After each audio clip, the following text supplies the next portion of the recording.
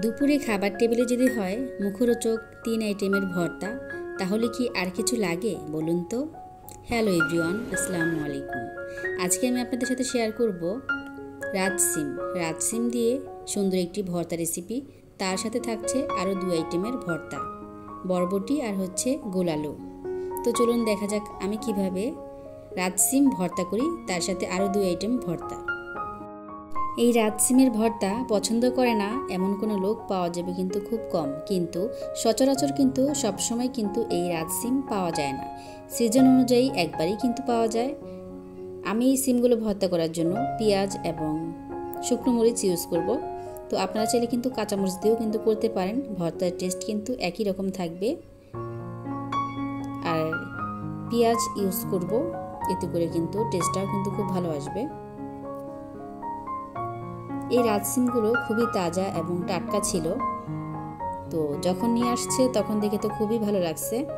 আর খুবই ইজি কিন্তু এটা কাটা, আর এটা কিন্তু গরম পানি দিয়ে সিদ্ধ করলে কিন্তু অনায়াসেই কিন্তু সিদ্ধ হয়ে যায়, বেশ খানিকক্ষণ সময়ও কিন্তু লাগে না।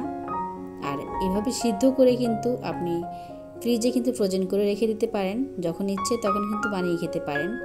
আর এই ভর্তা রেসিপিটা করতে হলে কিন্তু অবশ্যই কিন্তু সিমগুলো সিদ্ধ করে নিতে হয়, এতে করে কিন্তু ভর্তাটা ভালো হয়। তো আমি 2 সাইড থেকে কিন্তু এর বটুগুলো কেটে নিব।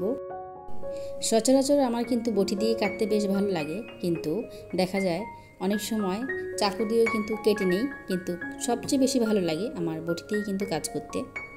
আর এই সিমগুলো কিন্তু চাকু দিয়ে আমি এই প্রথমেই কাটতেছি, আমি কিন্তু সব সময় বটি দিয়ে কেটে থাকি।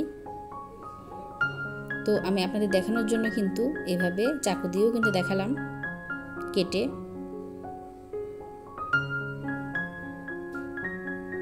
এই সিমগুলো ভর্তা করে খেতে খুবই ভালো লাগে, আর কি বলবো, একবার বানিয়ে না খেলে কখনোই বুঝতে পারবে না এর টেস্ট কেমন আসে।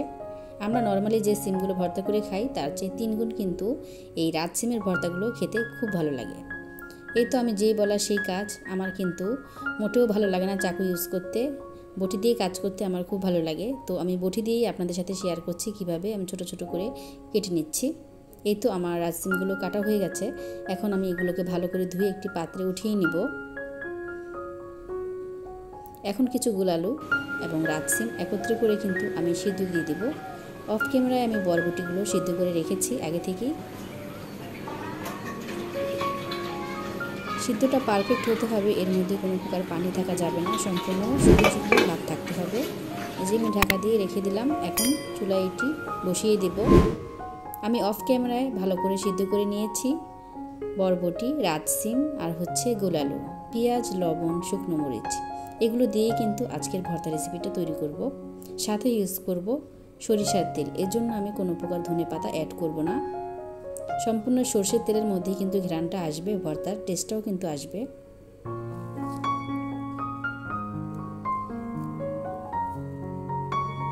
তো আমি এগুলোকে ভালো করে বেটে নিব শিলপাটায়।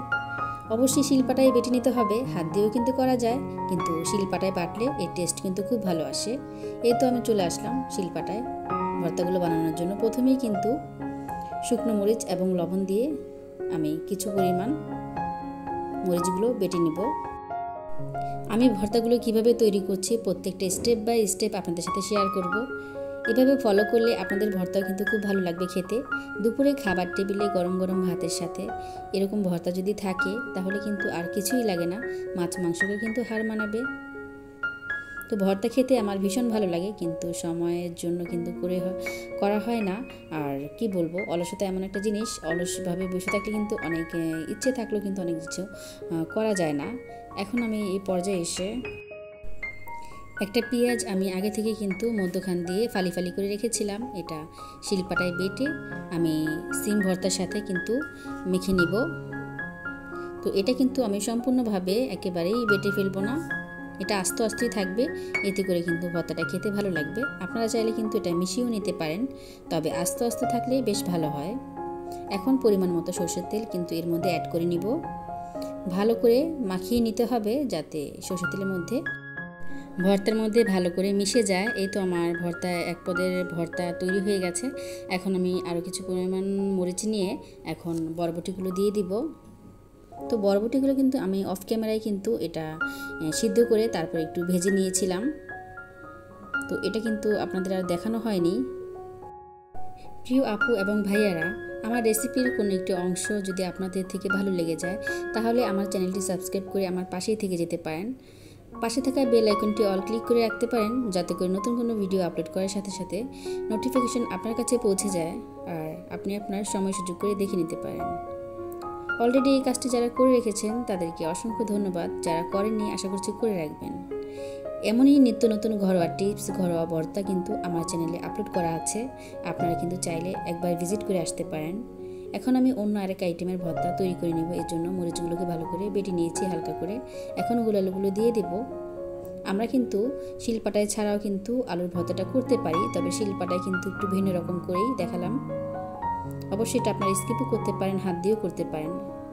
তো আমার থেকে মনে হলো যে আমি শিলপাটায় করে দেখি খেয়ে কেমন হয়। দেখলাম হ্যাঁ টেস্ট ভালো আসে। আমি খেয়েই কিন্তু ভয়েসটা দিয়েছিলাম। কি বলবো, অসাধারণ ছিল খেতে।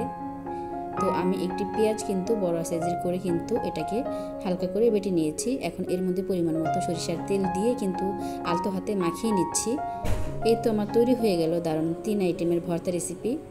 তো এইভাবে অবশ্যই বাড়িতে ট্রাই করে দেখতে পারেন এবং খেতেও পারেন। এর টেস্ট কিন্তু কোনো দিক থেকে কোনো কম আসবে না। ছোট্ট একটি লাইক করে দিবেন, সেই সঙ্গে আপনাদের মূল্যবান মতামত জানাতে ভুলবেন না কিন্তু। আপনাদের সুন্দর সুন্দর মতামত কিন্তু আমাকে নতুন একটি ভিডিও তৈরি করতে অনেকটা উৎসাহিত করে। ফিরে আসবো নতুন কোনো রেসিপি নিয়ে। আসসালামু আলাইকুম, আল্লাহ হাফেজ।